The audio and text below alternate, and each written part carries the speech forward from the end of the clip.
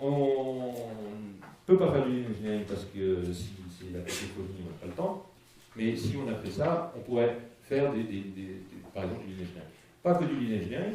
Excuse-moi, j'ai oublié le design for Six Sigma dans la liste, mais pourquoi pas, design for Six Sigma, plus d'orientation client, plus d'audace dans les développements, pourquoi pas s'inspirer un peu de Trees, un peu de Lean Startup, un peu de Scrum, un peu de Scrum, etc. Je ne dis pas que le Lean à faire en plus, mais on peut enfin faire autre chose que de chercher le coupable. Moi, le Lean Engineering me fascine depuis très longtemps, parce que The Machine That Changed the World, qui a inventé le mot Lean, il est de 1990, avait 6 chapitres. Un seul d'entre eux était le Lean Manufacturing. Et je ne sais pas pourquoi les gens ont dû arracher ce chapitre et lire celui-là et oublier qu'il y avait un chapitre juste avant sur Design the Car. Dans Design the Car, ils disaient voilà ce qui se passe, Toyota, les autres, etc. Donc ils font ça avec moitié moins d'heures de bonhomme. Quand ils ont fini chez eux, ça prend. Pour retourner à une qualité normale sur les chaînes de production, ça leur prend 1,4 mois, et en Europe, ça leur prend 12, ce qui est à peu près le temps avant d'avoir la prochaine version. Effectivement, ils font des bons produits qui sont assez faciles à fabriquer, ça va vite, ils consomment moins de temps, etc. Ça, c'est vieux, hein. Ça n'a pas changé, il y a d'autres données qui pourraient sortir plus récentes. Donc, ils font ça mieux. Et moi, je trouve ça étonnant parce que j'ai l'impression que les gens pensent que Toyota, ses avantages concurrentiels, etc., sont pour beaucoup liés au lean manufacturing.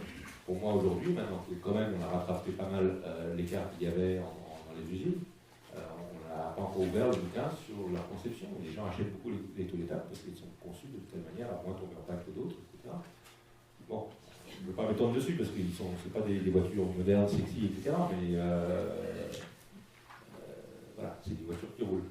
Donc, je vais essayer de résumer le lean engineering. Franchement, ça mériterait un long débat, surtout quand il y a si peu de praticiens, etc., et même d'experts occidentaux. Et donc voilà, le père de tout ça, probablement, c'est Alan Ward.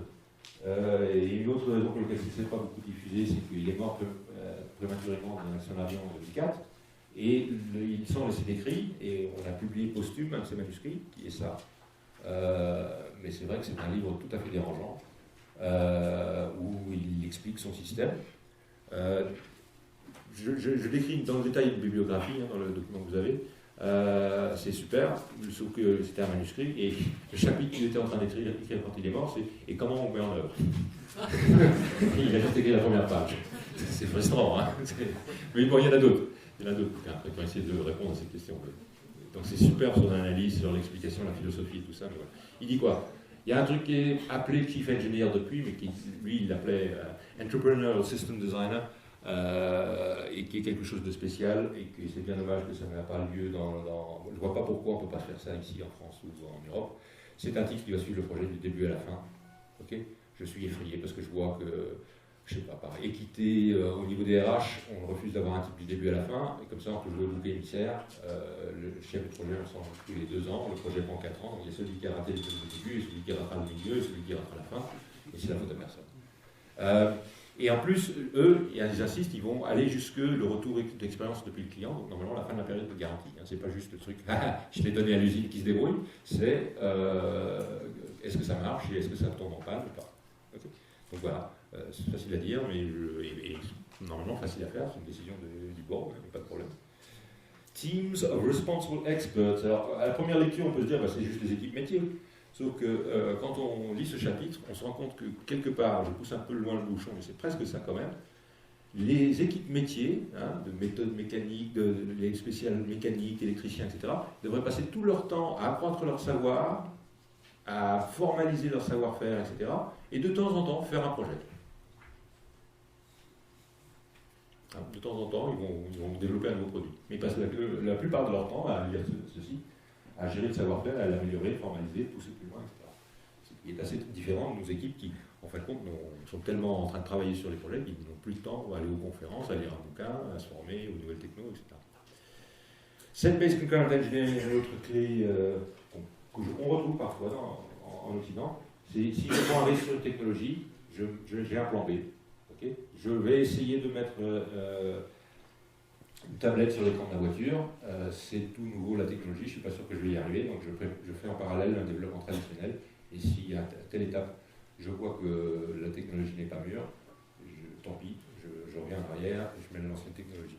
Donc, développement de solutions concurrentes avec des choix clairs sur quand est-ce que je passe au plan A, au plan B, etc. Donc ça donne des voitures, effectivement, qui tombent moins en panne que les autres, mais qui ne sont pas nécessairement les plus audacieuses au niveau technologique. Clairement. Je ne dis pas que le système pilotage est parfait, mais voilà ce qu'il fait. Pardon, excusez-moi. Et enfin, quelque chose qui est très proche du pilotage des flux de la production, bien sûr, Toyota pourrait, pour le moment, ils font ça quand ils mangent leur petit déjeuner, le flux, donc le flux tiré, etc. Et on n'engorge pas le système, et on essaie de travailler des infos minimum, etc. L'autre, je complète ça parce que pour moi, Alan Moore, il y a aussi une vidéo sur YouTube qui est fascinante, qui dure juste 40 minutes, il y a très peu d'écrits ou de suite sur ça, qui est hallucinante. Et voilà, il nous a laissé à mi-chemin. Donc je complète ça avec quelqu'un qui complète bien, je trouve, Francis Kelly. Lui, à l'inverse, il a passé sa vie, ou c'est je ne sais combien, 10-20 ans, à mettre en œuvre autant que possible le lean engineering aux États-Unis dans diverses sociétés moyennes et grandes. Et donc son livre transpire des difficultés d'essayer de mettre tout ça en œuvre aux États-Unis, soit, mais et voilà. Et donc lui, qu'est-ce qu'il leur dit? C'est des choses un peu différentes. Je vous laisse la vision en 2x2D et je vous encourage à lire les livres que j'ai amenés à ce sujet. En amont, notez, c'est très proche de la chaîne critique. Choisir et prioriser ce projet, gérer à capacité finie le système, ne pas surcharger pour éviter le multitâche, sinon vous passez en vrille, vous partez en vrille. Son histoire de contrôler par les processus plutôt que les stage gates, c'est peut-être surfait, mais effectivement, en particulier à cause des solutions concurrentes, on va prendre des décisions qui ne sont pas juste au stage gate. Quand on prendra la décision nouvelle tablette ou ancien tableau de bord, où je mets du multiplex dans ma voiture ou pas, c'est pas nécessairement au gates, n'est-ce pas? C'est quelque part au milieu. Et il dit que ces questions-là sont plus importantes que les stage gates que probablement vous utilisez, et c'est pour ça qu'il parle de ça. Mais bon, les deux sont vrais. Je pense qu'il faut un peu vivre avec les deux. Management visuel, bien sûr, avec le obéissant, ce sera mon slide suivant. Et les événements clés selon lui là-dedans sont le market requirement et le project planning. Mon vécu, c'est pareil, hein, c'est que une fois que les gens deviennent un peu matures dans l'usine à produire les projets, on va tout de suite s'intéresser à ce qui se passe en amont sur la veille techno, la veille concurrentielle, le marketing, etc. Parce que c'est très mal, on perd beaucoup trop de temps et on travaille très mal pour bien positionner les projets en amont. La capacité finie, j'en ai parlé, mais aussi.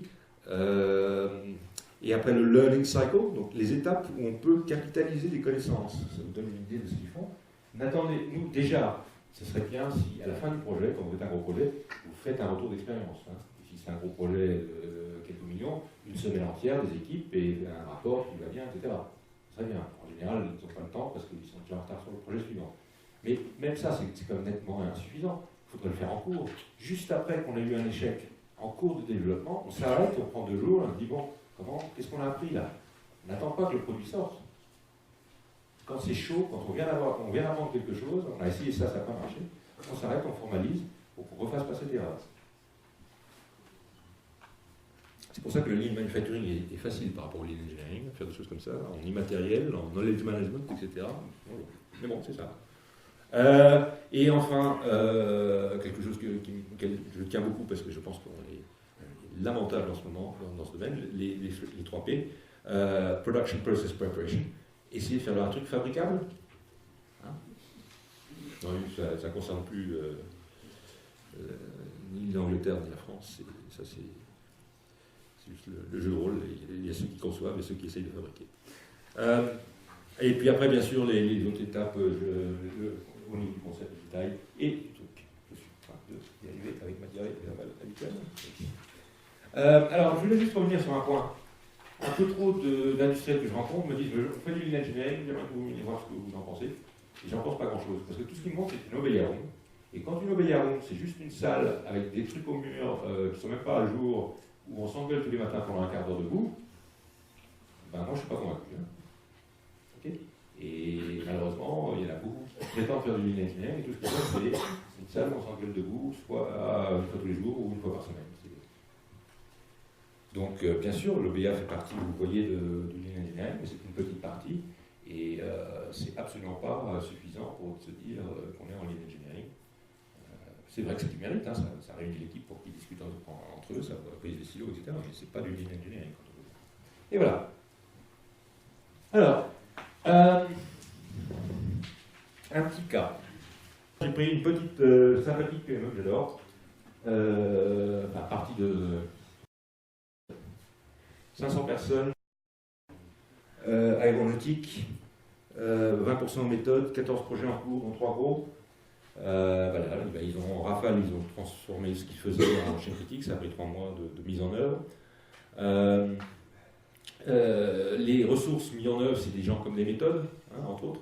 Les méthodes ne font pas que du développement produit, ils sont en assistance à la production, ils vont aider à plein d'autres projets pour l'usine elle-même. Et donc en fin de compte, ce qu'on modélise, c'est même pas juste le portefeuille de développement produit, mais toutes les activités internes des services techniques de l'usine, pour qu'ils puissent gérer les conflits entre un déménagement d'usine, une nouvelle installation machine et un nouveau produit. Okay, donc ça donne ça. On a développé un certain nombre de work breakdown, je ne sais pas comment on dit en français, work breakdown structure, l'enchaînement des tâches, le réseau de tâches. Structure de découpage du projet, on dit ça serait bien de ne pas vous dire à chaque fois que vous développez un nouveau produit, de partir de page blanche et de dire que c'est la première fois que je fais ça. Normalement, on a une architecture de standard qui dit je dois faire ça, ça et ça, et on pioche dedans en fonction du projet. Donc on a fait des standards pour les nouveaux produits, pour les variantes de produits, pour les changements de matière, pour les transferts de production, etc. C'est faux de dire qu'on ne fait jamais deux fois la même chose. C'est seulement vrai de 10% des projets d'une entreprise, où ça n'a vraiment rien à voir avec le passé. On développe une voiture, point. Quand on développe un nouveau roulement à billes, c'est un nouveau roulement à billes. Quand on développe une nouvelle montre, c'est une nouvelle montre. Ils ne disent pas qu'il faut tout réinventer. Ça aussi, c'est l'ingénierie. La vidéo de Alan Ward, il rigole de tout le monde parce qu'il dit quelqu'un est venu me demander comment construire un tuyau d'échappement. Et il voulait savoir comment Toyota faisait. Il dit Toyota ne conçoit pas les tuyaux d'échappement. Comme ça, ils font des voitures. Ben oui. Mais quand ils font une voiture, le tuyau d'échappement, c'est un tuyau d'échappement. C'est comme la poignée de la porte. Ils ont les règles de bonne pratique. Ils appliquent les règles de bonne pratique. Et puis voilà, on a un tuyau d'échappement. Ça ne se conçoit pas. Donc, ils ont fait tout ça. Les résultats, c'est effectivement, selon les projets, entre 30 et 50% de réduction. On n'a pas eu un seul projet en retard depuis qu'on a ça maintenant, depuis pas très longtemps maintenant. Un peu plus. Alors il y a un accroissement de productivité, mais comme souvent dans le monde des projets, c'est quand même assez difficile à calculer, hein, parce que les projets qu'on fait, c'est les mêmes que les projets d'avant, tous les chiffres d'en faux, etc. Donc, eux, ils sont contents, mais on n'a pas de chiffres. Et donc, on a fait ça, et après on s'est dit, bah tiens, on va faire du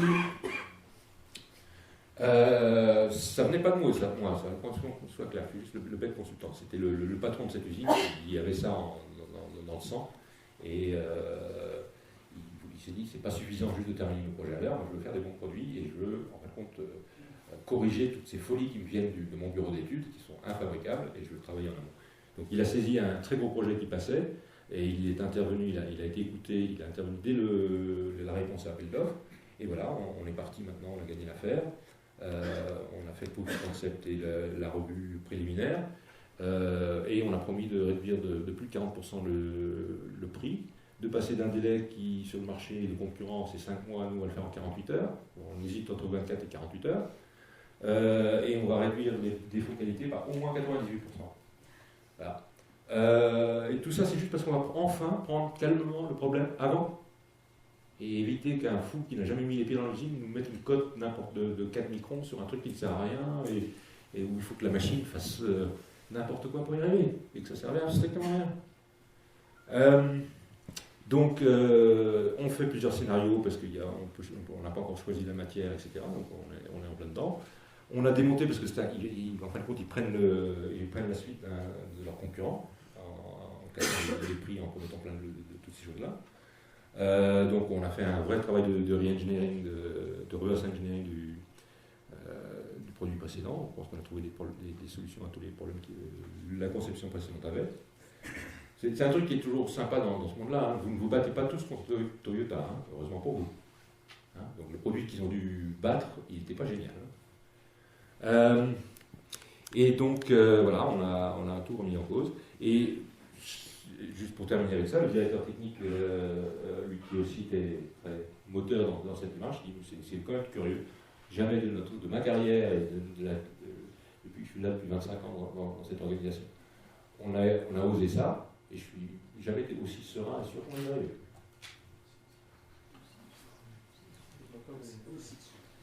Et c'est bien parti. Voilà, pour conclure, je sais que je suis de plus en plus décalé par rapport à des populations comme vous, parce que vous pensez que c'est pas possible, et moi je sais, et je le fais tout le temps, c'est la moitié du business de notre société, en ce moment 8 projets en cours, on peut parfaitement contrôler parfaitement son projet, ses projets, son portefeuille de projets, et terminer des choses à l'heure. Et pas passer tout son temps à s'engueuler et à faire n'importe quoi. Ce n'est pas inéluctable. Donc voilà, je vous le dis, réfléchissez un peu. Et c'est pas de la magie de ma part, ou je ne sais pas, c'est juste. Souvent on nous dit, mais c'est que du bon sens tout ça. Bah oui. Si vous avez à prendre d'ici, vous allez prendre un avion à l'aéroport de Genève, vous allez utiliser la chaîne critique. Hein. C'est du bon sens. Hein. Si ça circule bien en sortant d'Annecy, vous n'allez pas vous arrêter juste à la sortie d'Annecy en disant tiens, ça a très bien roulé là. Je suis en avance sur le programme. Hein. Non, mais c'est ça, en foutant les grosses boîtes, on fait ça. Si je prends de l'avance, je m'arrête. Donc c'est que du bon sens. Et moi je trouve que c'est important parce que franchement, on recule d'année en année, les produits sont de moins en moins bien conçus. Moi, ce qui m'a amené à travailler dans le projet, c'est que moi, ma première passion, c'était la production, hein, des usines, le casque, chaussures de sécurité. Je faisais des trucs dont j'étais fier et tout. Et chaque fois, un nouveau produit arrivait comme un missile de croisière et explosait tout, parce qu'il n'était pas fabricable. Et on devait recommencer à maîtriser la qualité, le truc, le délai, et ainsi de suite. Et je pense que c'est juste de pire en pire. Il y a des choses qui sortent des bureaux d'études, franchement, c'est pas normal. C'est pas normal. Donc, j'espère qu'on peut arrêter ça, parce que bien sûr, si ça continue à se développer, on ne va pas s'en sortir. On a déjà assez de problèmes par ailleurs, ça va avoir des conceptions débiles de produits.